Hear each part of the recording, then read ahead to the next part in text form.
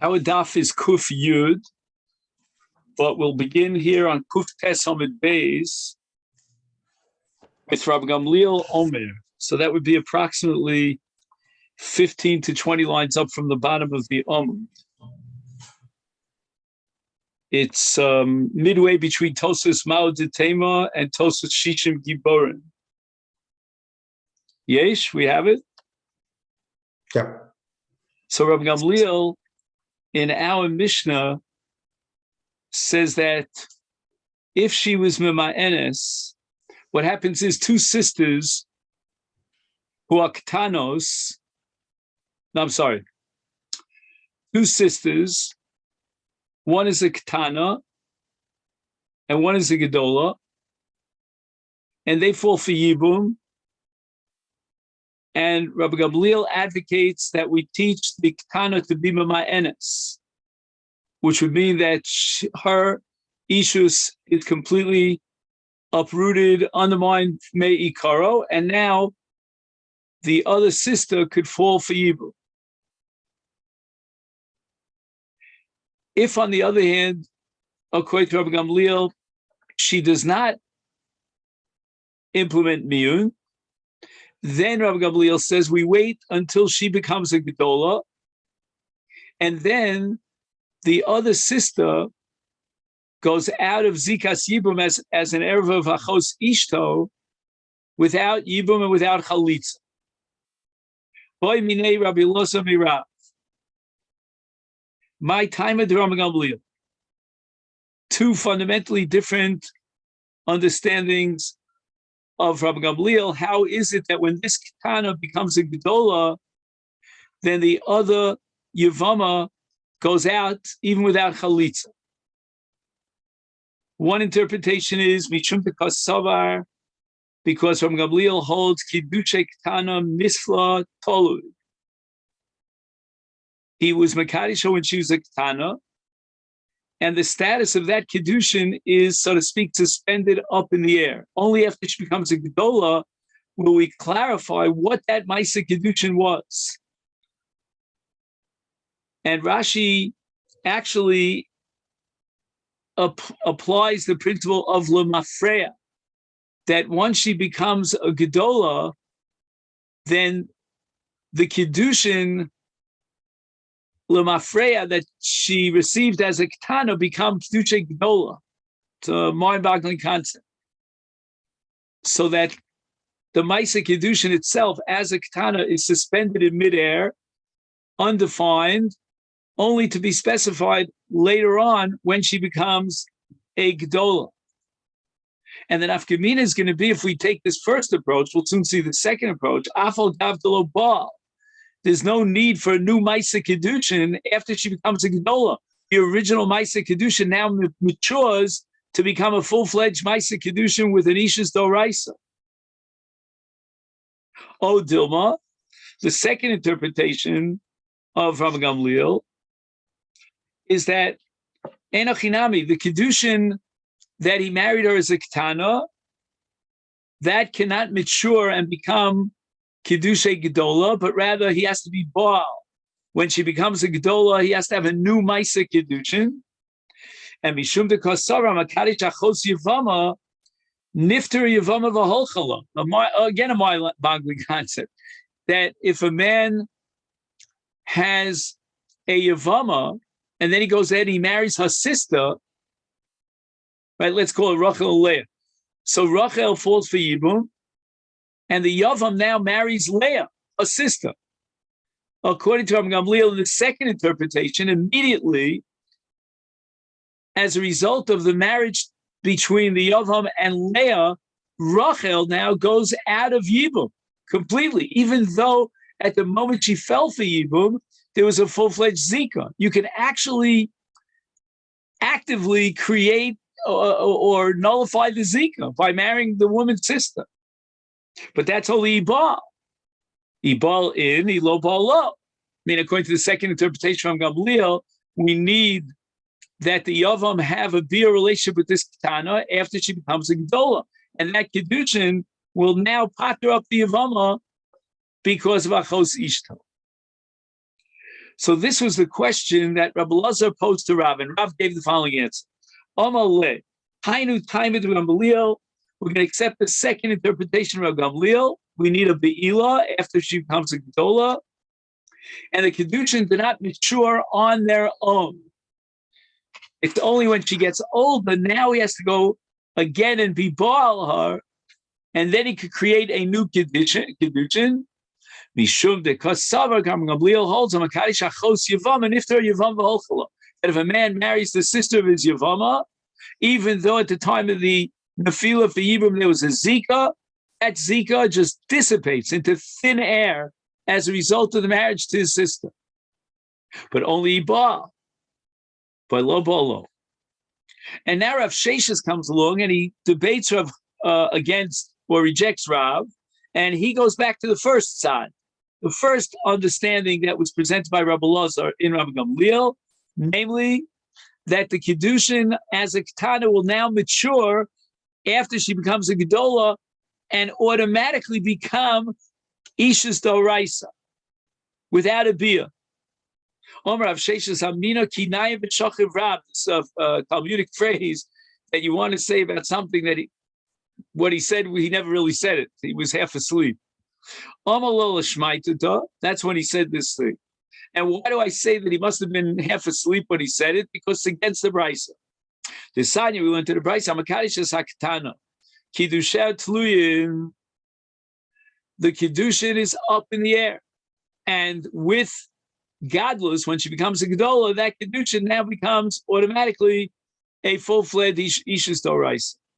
My Tluyim Lav, the Ki Gadla, the Godly Bahada, the Kedushin, so to speak, grow and mature with her, and automatically she becomes his wife, Minatorah, Ishto Minatorah, Afal Gav Lo Baal. Amalei Rav and Braid Rav Nachman Rav Sheshes. No. You think that this Brisa is a contradiction to Rav? No. That's not what the Brisa had in mind. The Brisa holds that the Kedushin will not be Chal Me'alehem. It doesn't automatically mature with Hagadlus to become Kedushei Torah. The Brisa says Tluyim. What does the Brisa mean? Amakash Sektana Kedushet Tluyim. A Milsa Diktana Mitla Talia Vakaima. The Kedushin that creates Ishus as a Ketana, which the Rabbanan enacted to recognize that Kedushin of a Ketana as Kedushin the Rabbanan, such that the brother or the mother could marry her off. The Ketana doesn't rely on those Kedushin. She's really thinking in her mind that maybe she'll be Mima Enes, that maybe she'll just walk out of this marriage. And that's called Tluyim B'Om B'Misafik. We don't know what is the nature of this Kedushin. It's really very vulnerable. It's very ephemeral. It's up in the air. Ibail in, only after she becomes a Gedola, then will that Kedushin settle down and become Vadai Kedushin. But Ilo Ba'alo, and that's the Lashon of Tliya. You thought Tliya means it's waiting to develop and automatically clinches Ishus Dorais even without Be'ila. No. It's waiting to be determined whether or not there won't be any Miyun if after she becomes a Gedola, he has a relationship with her. And it's very interesting. The Gemara gives it a sort of a psychological twist. The Amra, in this state of Tluyim, she, the Ketana, makes a statement, and she says the following. Who adif minai, v'ano adifa mineh. He has one up on me. He could be megarish me, whether I like it or not. But I have one up on him. I can give him miyun and tell him to fly a kite. But this is what Tluya means, that we really don't know what's going to happen with this marriage. V'sova Rav, the Gemara asks, the ibal in lo bal lo. For itmar, we learned in the Beis Medrash machlokas amoraim between Rav and Shmuel.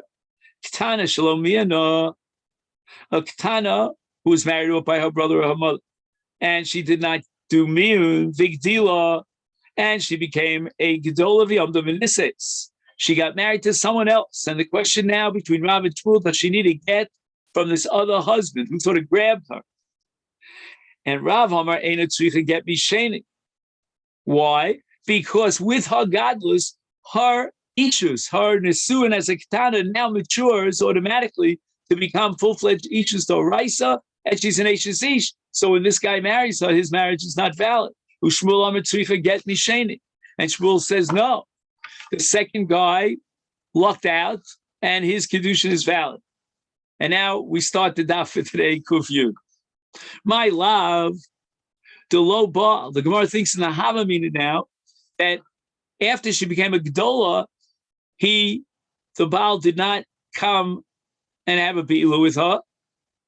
And Shmuel says she needs a get from the Sheni, because again, if he was Baal after she became a Gdola, then it's impossible for Shmuel to require a get from the Sheni. That's ridiculous. She's a full-fledged Eshes as a result of that Be'ilah, less man to Polit. So if there's any way possibly of understanding Shmuel, we have to assume there was no Be'ilah. So therefore it comes out according to Rav, she doesn't need a get from the Sheni, because when she becomes a Gedola, even in the absence of Be'ilah, those Kedushay Ketana now mature to become Kedushay Gedola. So now we see that there's a stira here between Rav's understanding of Rav Gamliel. The original understanding that Rav presented in Rav Gamliel was that Rav accepted the second shot in Rav Gamliel. And that means that she needs Be'ilah in order to create Kedushin when she became a Gedola. But now we see that Rav is maintaining that even in the absence of Bia, the Kedushin as a Ketana mature to become full-fledged Ishus Doraisa when she becomes a Gedola. Lo, the Gemara rejects it. The Machlokas between Rav and Shmuel is the Baal, is a case where after she became a Gedola, she had Be'ilah. And that's Rav L'Chitaso, that since she had Be'ilah, now her Kedushay Ketana become Kedushay Gedola. And of course, the Sheni doesn't need a get, doesn't need to give a get.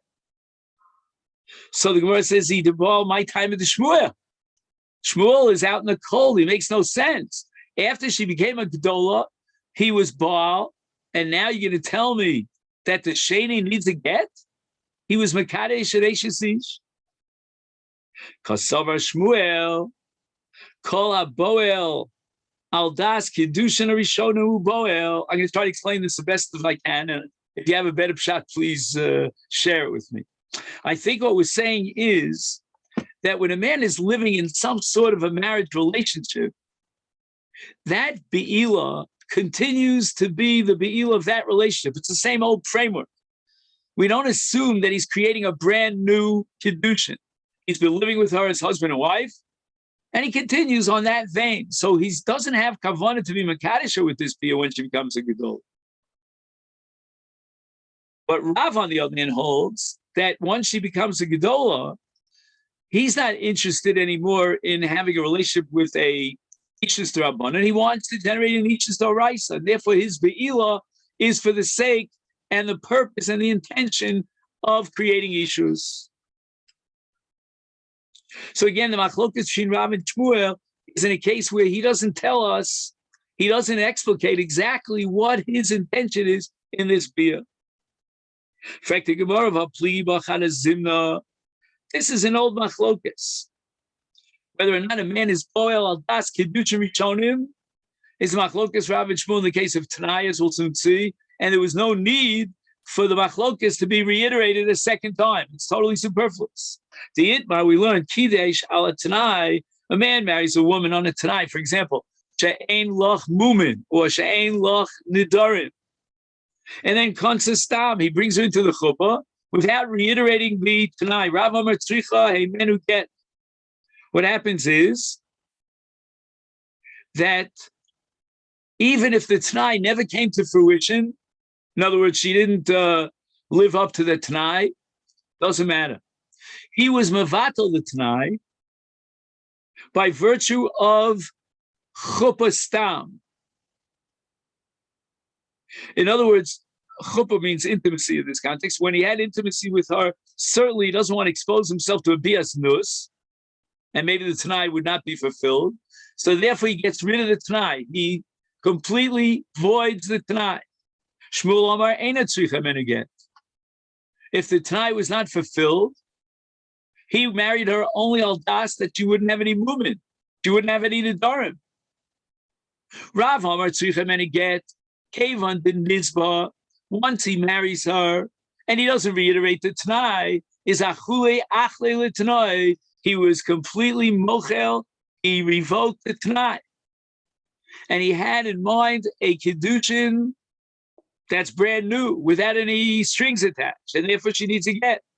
Shmuel Amar nitzrichem any get l'fisha kol aboel al das kedushin rishonu bol. Again, Shmuel holds that whatever he had in mind in the original kedushin, and he set up the framework of Ishus, that's what his be'ila is. His be'ila is not coming to be mechadish and interrupt his original framework. It continues with the framework of tonight.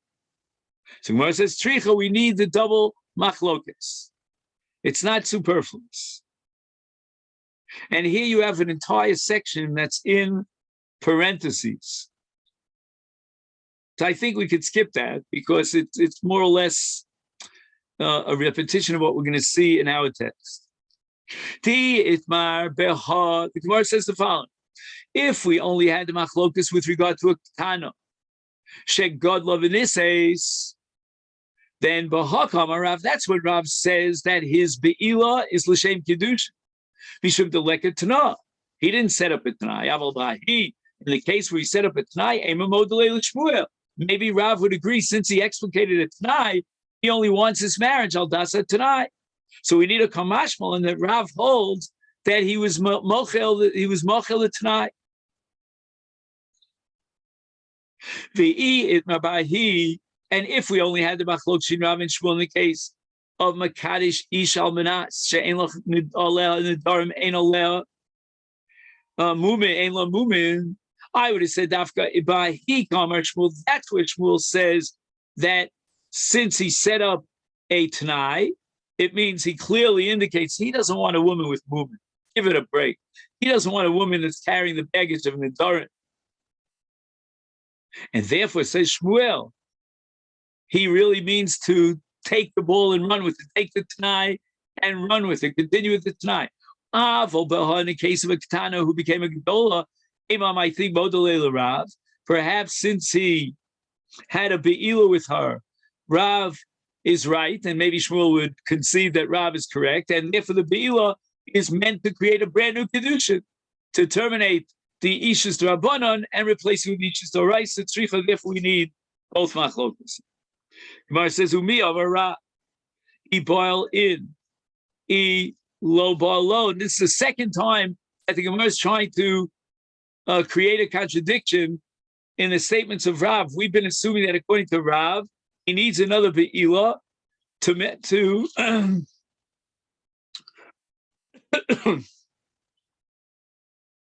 to generate a kedusha doraisa, and if he doesn't have another be'ila, and the kedushin does not automatically mature from katnas to gadlus to create ishus doraisa, what are we going to do with the story of Benrish? Do you remember Benrish? The old story of Benrish. I never heard of it. Anyway, the Maisavi, the Benrish. Okay, what happened in Benrish? Ikaja Chiktana, a woman was married off as a Ketana, and there was no Be'ila as a Gedola. And Osve Abaye Kursaya. Kursaya is like, it's called in modern Hebrew an apiryon. Do you remember where the kala sits? You know, that very beautiful canopy kind of thing. Yeah. So usually that happens before the marriage. Right. So they put her in the kursaya, and we assume that they haven't yet consummated the marriage. You know, the yichud and all that stuff is going to come afterwards. Yeah. So she's a gedola, but she's being placed in this kursaya, and that proves that they didn't consummate the marriage with Be'ila before yichud.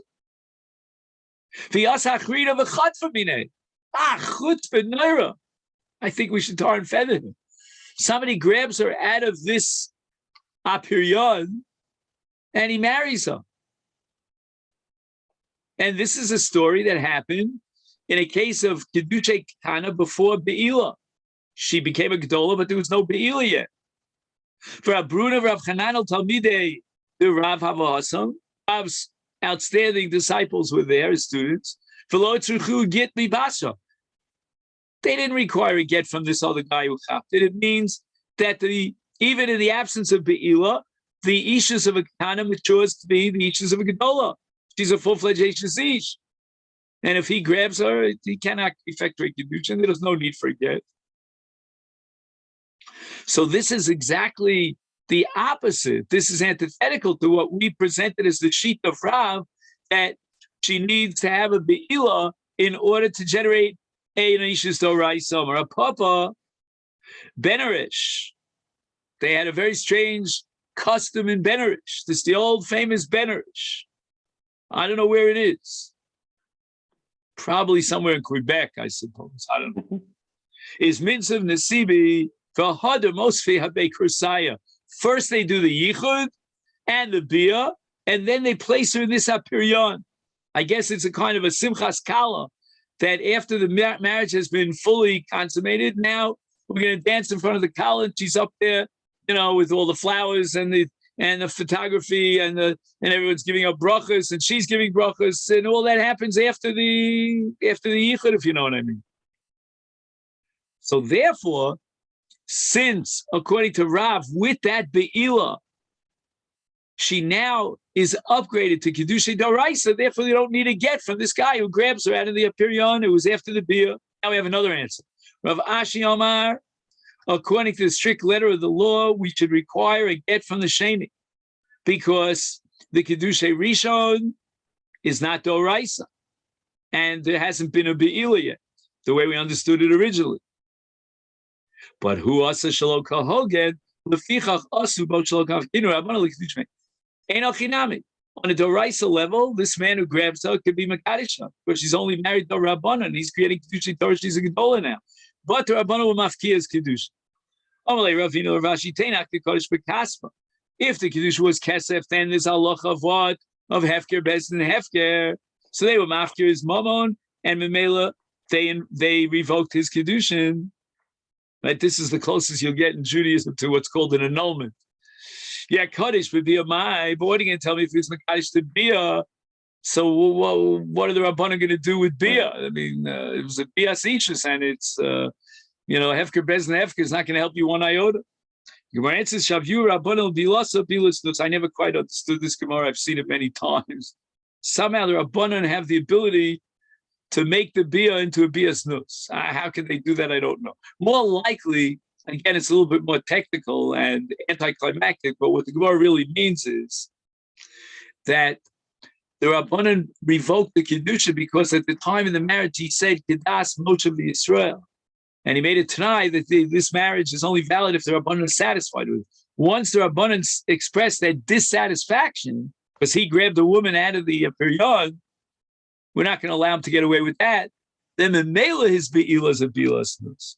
Rabbi Yudam Shema Alocha Rabbi Eliezer, we pass like Rabbi Eliezer. We're going to teach this Kana and encourage her to do mir, so that now the Yavam could be miyabim her sister, who falls for Yibim in Torah. Now we get to the Mishnah here on Daf Kuf Yud. The Mishnah says that if a Yavam receives two Yevamos who fall for him to Yibum from one brother, and one of them was married on a Drabbana level, or for example, both of them were married on a Drabbana level. So we're going to go through three different possible scenarios in this Mishnah. Scenario number one. So it means that Reuven had two wives who were Ktanos, and their Ishus both were D'Rabbanan. Umeis. Now Reuven dies, and these two girls fall for Yibum to his brother Shimon. Again,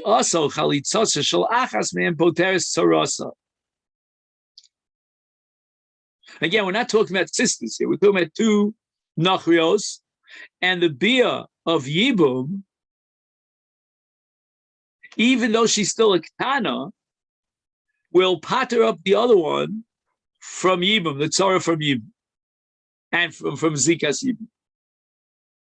However, with regard to Chalitza, a Ketana is not capable of Chalitza. So what we're talking about here in this particular case of Chalitza is where she became a Gedola. And once she becomes a Gedola, she could be a Choletzes, and the Chalitza now is Matir, her Tzara, as well, Poteres Tzaros.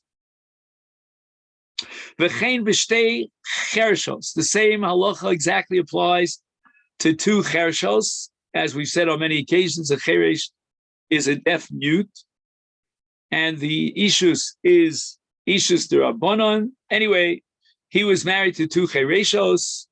He died. They fell for yibum. Then the bia of one of them, or the chalitza of one of them, patters up the tzar. I'm not exactly sure how the chalitza will operate in this case, because chalitza requires kriya, and she's a chereshes. She's not capable of kriya. But in general, I could ask a different question, and that is, doesn't chalitza require kavana?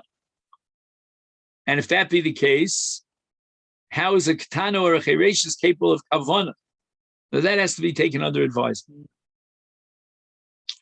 That's why we said that the chalitza shel achas then means after she became a gedola. But in the case of chereshes, I don't think you could say such a thing.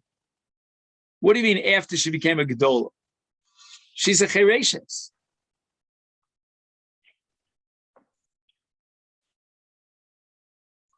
So let me just make a note of this for myself so I could come back to this. What's pshat chalitzas cheresh? I don't get it.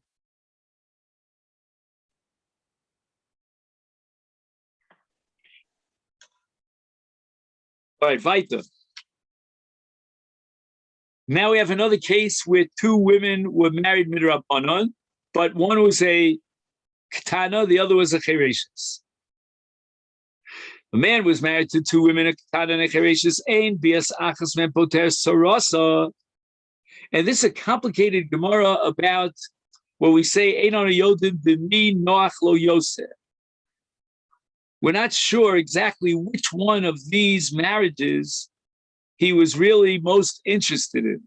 Was it the ketana or the chereshes? So this has to do with ishus d'Rabbanan on different levels. On one hand, ishus of a ketana is very, very similar to ishus d'oraisa. She's considered as if she will become a gedola. So we anticipate her becoming a gedola. So the kinyan ishus is there already in potential. Mashenkin and chereshes, she's not going to become a pikachas. But on the other hand, chereshes has one up it on a ketana in that there's, in a ketana, you don't know whether she has the ishus or not, that it depends on what's going to be later on. But there's one side to say that there really is no ishus to a ketana, but in chereshes, the Rabbana really made a takon of ishus. Anyway, this is a complicated discussion. Next, pikachas v'chereshes. A man was married to a pikachas and a chereshes. And again, we're talking about a mixed up situation, but not doraisa and not two d'Rabbanans like ketana and chereshes, but one doraisa and one d'Rabbanan. Is bias hapikachas potesas hachereshes.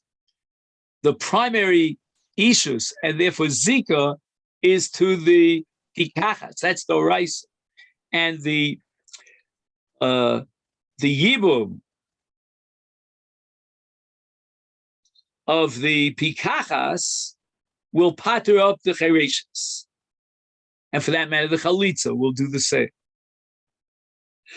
But the other way around, let's say he had bia with he was miyabbing the chereshes, ein bias chereshes, which is only drabanan, poteres es pikacha. My zikas yibum as a pikachas is doraisa because the late brother Ruve was married to a Nesuin doraisa.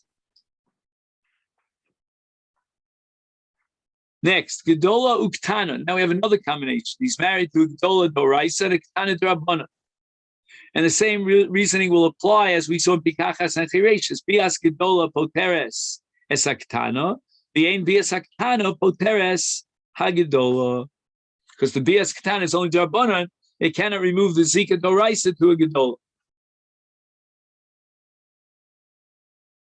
Now, in the case, the Gemara is going to pick up the case of Shtei Chershos.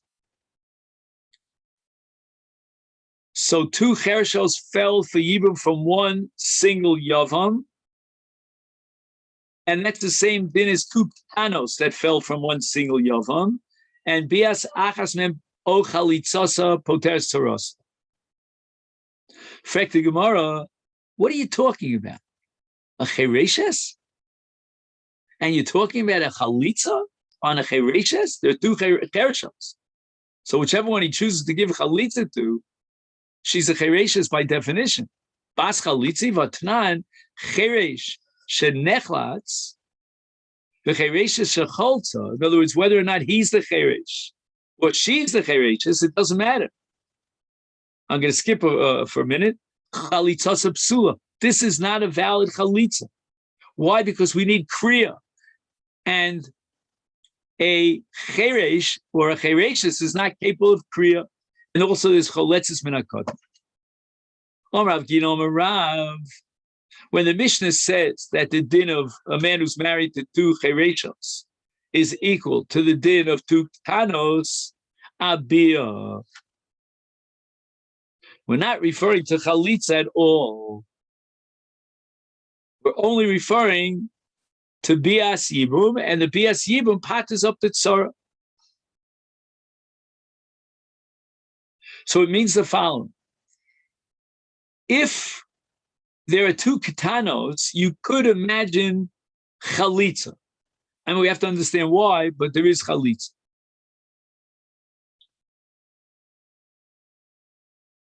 I'm sorry, let me take that back. We do understand why there's Chalitza, because we're talking about after she became a Gedol. In the case of Chereshes, no possibility of Chalitza, and therefore, when the Mishnah says Poter Saros, it's dafka referring to Yibum and Bia. That's the opinion of Rav Gidol in the name of Ra. Rabba Omar Afilu Tema Chalitza. In this case, the Mishnah is talking about Chalitza in Shtei Chershos. How could there be Chalitza in a Chereshes? Kan b'Chereshes may kara, kan b'Pikachas v'Yakach mischarj. If this woman was a Chereshes from the get-go, from the time of the Nesuah, and the Nesuah is pure D'Rabbanan, and there's no das here, and there's no capacity for Chalitza. Kan, in our Mishnah, no, let me say it the other way around.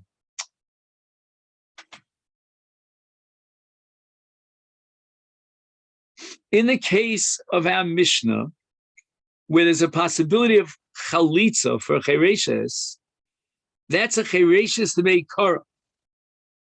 So the Rabbanan are going to create an institute of Chalitza for an Ishus that was, from its inception, the Rabbanan. It's like Heimam Ruve Heimam. But Kan, in the Mishnah that says that there's no Chalitza b'Chereshes, that's a Pikachas v'Yachach Nischarsha. It means there was Ishus Doraisa at the time of the marriage. So Gemara explains it. Chereshes may kara. Our Mishnah is talking about a Chereshes may kara and allows for Chalitza. Why? Because the entire institution of Ishus in this case was the Rabbanon. Ki hechi di ayel hachi nafik. Just like the Rabbanon recognized the marriage to a Chereshes, even though the Torah doesn't recognize it, she's a labar das. So in the same token, the Torah will allow to break up the Ishus in the case of a Chalitza. And Rashi adds another element into the equation called Remiza. Remiza means sign language, like what we call pantomime. So when the marriage took place, we indicated to her are you interested in this marriage? And she said, yay. She didn't say it because she's a chereshes. So too, when it's time for chalitza, we ask her through a remiza whether she's interested in chalitza. She says yes, and that's a kavanah for chalitza. But again, that's only because the original marriage, which generated the zikas yibum, was the rabbanan of a chereshes. Oh. However, in the case of pikachas, if he married as a pikachas with nisu and doraisa, the achakach nischarsha, and then she became a chereshes, and she fell for yibum. And again, hanafil for yibum is doraisa. Lo, in this case, a chalitza of remiza where you pantomime, that's not going to do it. Why? We have a principle of Zera. Kol shena royal bila ma'keves. If she's not royal kriya, then kriya is ma'akev, and therefore the chalitza is not a valid chalitza. Eis ve'abaya is a kash on Rabba. V'chereshes meikara bas chalitza hi. Are you telling me that since the original marriage was the rabbanon, because she was a chereshes at the time that she got married, therefore she can be choletzes as a chereshes? Vatnan, we have a Mishnah later on Daf Kuf Yud Beis, Shnei Achim, Echad Pikeach, V'echad Cheresh, Nesuim l'shtei nochrios achas pikachas v'achas chereshes. So we're going to match these guys up. The pikeach is married to a pikachas. The cheresh is married to a chereshes.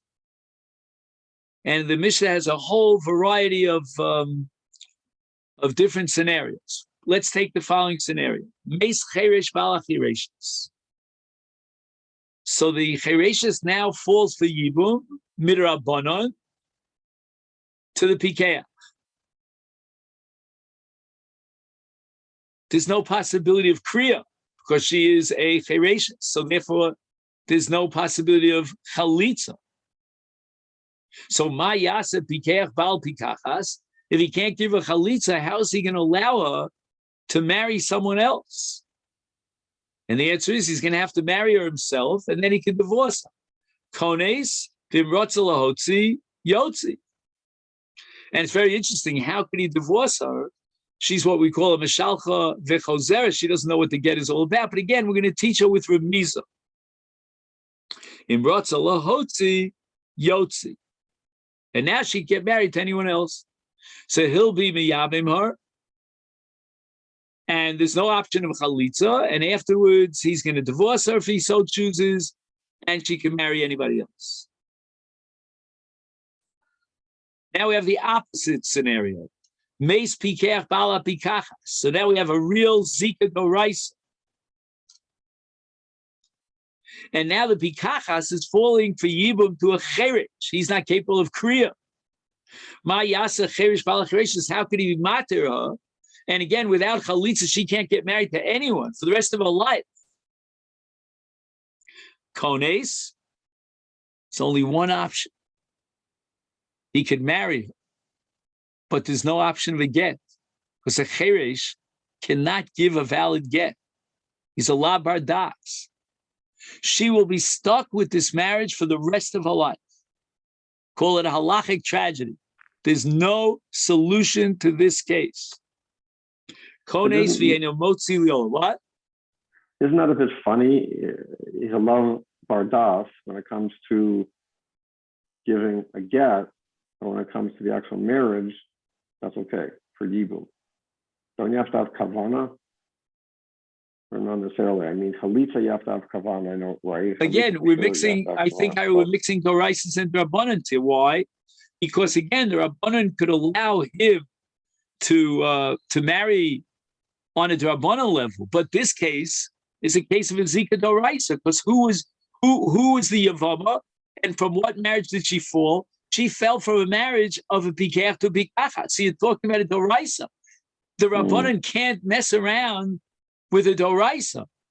You know, they could say, well, if the marriage from the get-go is only nesu and rabbanan, right, the cheresh, then we'll figure out what to do. But in a case of a doraisa, of a pikeach shed masal So the only thing that she could have, so to speak, Right. is a marriage. I mean, she never intended to, in her wildest dreams, to have to be married to a cheresh, and talk to him in sign language. Right. And not only that, she'll never get out of this marriage. He can never divorce her because this is a marriage based on Zika Doraisa. Okay. So now Abaye is medaik from the Mishnah. My love, don't we assume that this Mishnah is a stama and it includes all cases, even chereshes may kara. So the chereshes may kara fell for Yibum to the Pikeach. Also, we're going back to the Reisha of these two scenarios, right? Let's go back to the Reisha.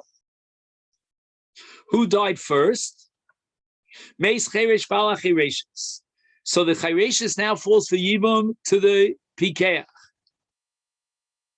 And Mayasa Pikeach, Chalitza is out of the question. You can only marry her and divorce her. So therefore, you see that even in a case of Chereshes Meikara, who fell for Yibum in front of Pikeach, Ktoni Kones, which means he could marry her and be Biyavimar, but that's okay. But Cholitzlo, Chalitza is not an option. And why is Chalitza not an option? Because she's a Lav Bas Kriya. She's a Chereshes. And we need a Bas Kriya in order to effectuate Chalitza. So we see that even in the case of a Chereshes Meikara, where we thought that the Rabbanan could pull a fast one and recognize and validate a Chalitza through Remiza, no. That's not an option. He only has one option to marry her, and then he could divorce her, but there's no Chalitza. So we see clearly that even in the case of Ishus D'Rabbanan, namely, a Chereshes D'Meikara, nevertheless, there's no Chalitza. And this is, in my opinion, an application of the general universal rule, which goes called the Tika Rabbanan Kain Doraisa Tika. The Rabbanan are boxed in to the framework created by the Torah. The Torah required a Bas Kriya, and when the Rabbanan institute an Ishus Rabbanan, for the Chalitza to break up that Ishus, they need a Bas Kriya.